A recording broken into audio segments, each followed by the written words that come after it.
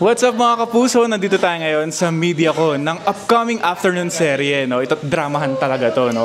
And nandito, Drama pala. drama pero comedy. Siyempre si Sir Sir Dominic Ochoa, kaya niyang gawin lahat. Versatile actor di ba? Ayun. Sitcom, comedy, ay grabe, di ba? I'm with him right now and he's one of the cast of Princess ng City Jail. Bumati naman po tayo. Well, first of all, I'd like to greet everyone a happy New Year. At ayan, thank you so much for giving us time. My pleasure po, grabe. And, maraming salamat po sa inyo. Ngayon pa lang nagpapasalamat ako sa support ang ibibigay nyo sa Princess ng City Jail. First of all, Sir Dom, kamusta New Year nyo? Okay naman, I just arrived from Taiwan yesterday. So, ito sa intimate Family. random actually na parang unplanned. We just decided 24th tara alis tayo ng Taiwan. Grabe. Parang yun yung maganda no? Yung parang hindi siya planado tapos go with the flow. Yeah. So we left New Year's Day and we arrived yesterday. So it was more of a family bond. Ayun. Sir Dom, parang napapadalas yung pagiging mga GMA shows natin. From the success of Abot Kami na Pangarap, here comes another one na alam kong ang ganda na Parang teaser, parang hindi pa siya full trailer, no? Yung pinapalabas sa TV. Actually, yung nakikita nyo sa TV is just week 1. Yeah. We've done a few weeks already. So, Iba. Yung pinapalabas sa vlogging is just the first week. Wow. First week pa lang yun. Ano pa kaya yung papanood nating AVP mamaya, di ba?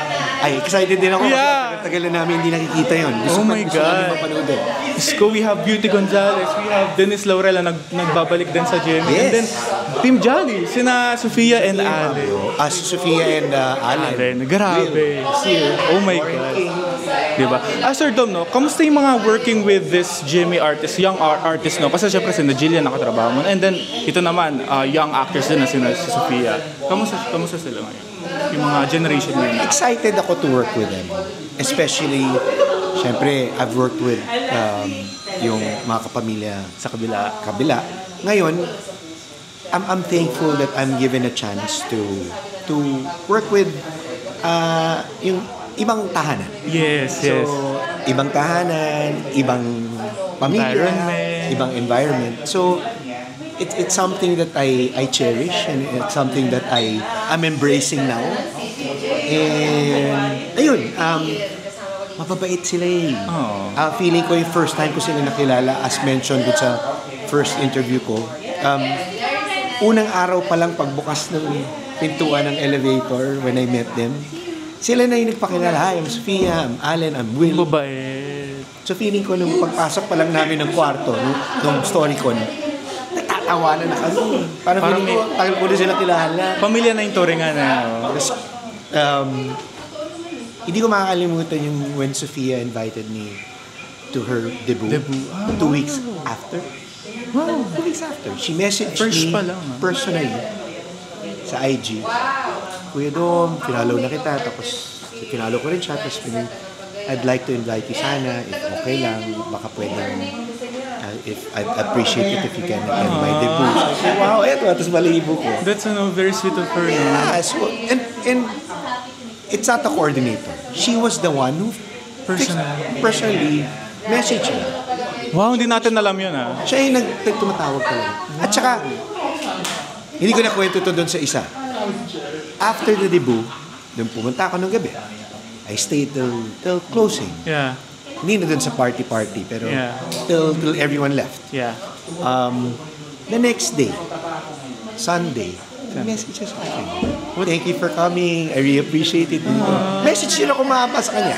Like I heard the message sa iyo ng mga yung 18 Roses or 18 something. Yung program. Sabi ko, you're a love person. And I'm excited to work with you. Kamusta naman siya sa katrabaho ngayon? Isang beses ko lang siya naka-eksena. For now? For now. Okay. So hindi ko pa siya nakaka-eksena. Oh my God, looking it's something to look forward to also. Ayan. Diba? Burning question lang, Sir Dom, Sa lahat ng mga nakatrabaho mo, maybe sa kabila or dito, may mga... may naka... Go. Miss Jean. May nakatrabaho ka ba na parang ayaw mo nang makatrabaho ulit? Dahil sa kanyang attitude or hindi mo? Here or anywhere? Wala naman. Kasi alam mo ako isang taong, kumbaga, I'll accept you the way you are. As long as you don't do anything to me. Lalo na if I hear something lang. I don't wanna judge the person again. Yeah, actually. So, ako yung taong ayoko na may kaaway, ayoko na may... Sa aura mo nga, sir, I'll tell you straight if I disapprove of things that you've done to me. I'll tell you straight. I'm a very, kumbaga, straightforward akong tao. What you see is what you get. Okay. So, ganun ako. Hindi ko papalipasin to ng parang, kumbaga straightforward. ayusin natin to. Or kung may problema na. So, wala naman. Kung ito nga yung sinasabi ng iba kapag may nakaaway ka, Happy New Year, my dear. Long time no see.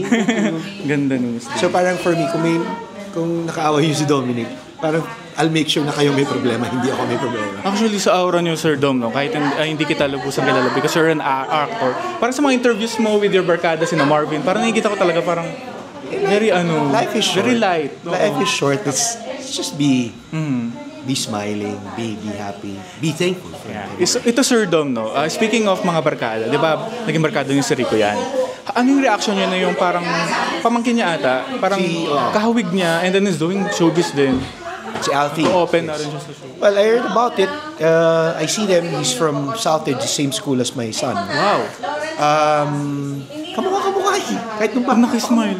Kamukha. But syempre, it's a different... sabi nga nung bata, parang I saw the interview. Lahat naman ayaw natin ng shadow nung sa showbiz. nung tiyuhin na.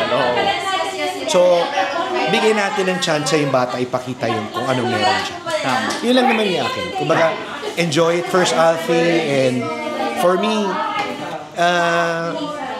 lahat naman kami, nung nag-usap kami ng tito mo, ni Rico, nag-commercials muna kami, and then we started trying Small roles. And then embrace what you have. Embrace the opportunity. There's nothing wrong with it. But we're always here anytime, just in case you want to ask. I think that's basically my role in this business. I'm here for the kids. I'm here for my fellow actors. Tulungan.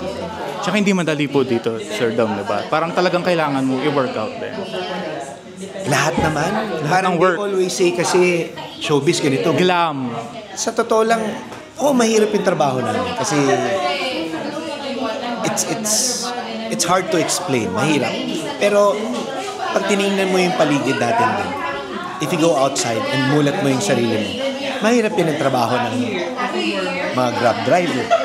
Mahirap din ang trabaho ng mga nag-aangkas. Lahat. Diba? It's just a matter of diba? Ano lang, i-level lang natin kumbaga kung ano yung hirap na pinag-uusapan natin. Ito, Sir Dom, no, mga Kapuso stars, parang ang dami nyo parang kailangan, kumbaga may mga A-listers din kasi dito na parang gusto mong maka-work. Just like Marian Rivera. Oh, definitely. I met her noong 2020, noong last gala. Wow. Kasi nilapitan ako ni Dong, kinamusta ako, ganyan. Tapos, she's really beautiful. Beautiful. Ano siya Diyos ang mukha. Grabe, diba? So, marami. Ako naman, hindi naman namimili. Kumbaga, it's always a blessing to work with other co-actors.